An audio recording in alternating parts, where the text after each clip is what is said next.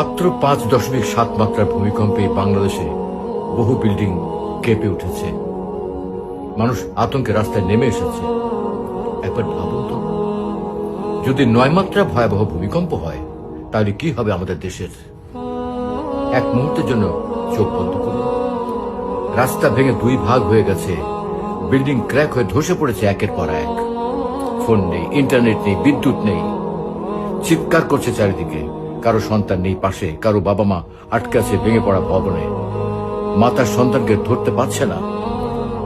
ভাই ডেকে যাচ্ছে, আমাকে কেউ বাঁচাও, কিন্তু কিন্তু তখন কেউ আর কারো পাশে পৌঁছাতে পারবে না। রাসূল সাল্লাল্লাহু আলাইহি ওয়াসাল্লাম বলেছেন, যখন মানুষের জুলুম বেড়ে যাবে, পৃথিবী তখন কাঁপবে তার গোনায় ভারী হয়ে। একবার ভাবুন তো, আজকের পৃথিবী কি গোনায় ভারী হয়নি? মানুষ কি অহংকারে অন্ধ হয়নি? আমরা কি আল্লাহর কাছে ফিরে যাওয়া ভুলে যাইনি? ইতিহাস বলে 8 থেকে 9 মাত্রার ভূমিকম্পে সম্পূর্ণ দেশ বদলে যায়, মানচিত্র পর্যন্ত পরিবর্তন হয়ে যেতে পারে। কিন্তু কোরআন আরো বড় কথা বলে, কিয়ামতের দিন এই পৃথিবী শুধু কাঁপবে না, এটি গুঁড়ো হয়ে যাবে ধুলায়। তাহলে কি আমরা প্রস্তুত আছি? বাড়িতে জরুরি ব্যাগ আছে? প্রাথমিক চিকিৎসা, পানি, টর্চ লাইট কিছু কি প্রস্তুত?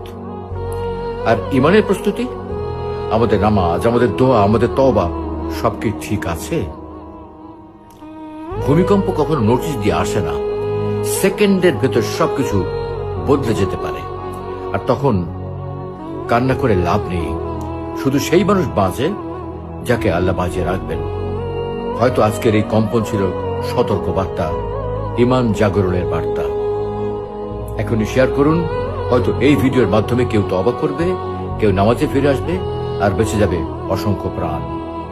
আল্লাহ আমাদের সবাইকে হিফাজত করুন। আমিন।